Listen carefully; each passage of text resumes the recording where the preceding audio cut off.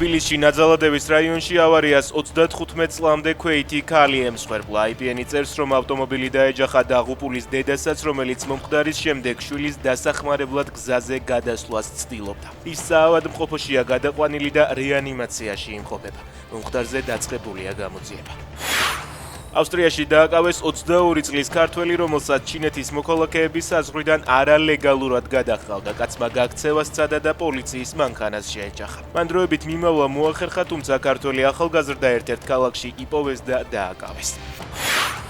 აღმაშფოთებელია, რომ ქართული ოცნების რეჟიმის მიერ ამერიკის შეერთებულ შტატებში ელჩად დანიშნული ტალიაშვილის ქმარი რუსეთს ეხმარება თავი აარიდოს ამერიკულ სანქციებს. ჯო უილსონი OC მედიას მიერ გამოქვეყნებულ სტატიას ეხმაურება, სადაც წერია, რომ დავით კუხალაშვილი სანქცირებულ რუს ბიზნესმენებს იურიდიულ დახმარებას უწევს.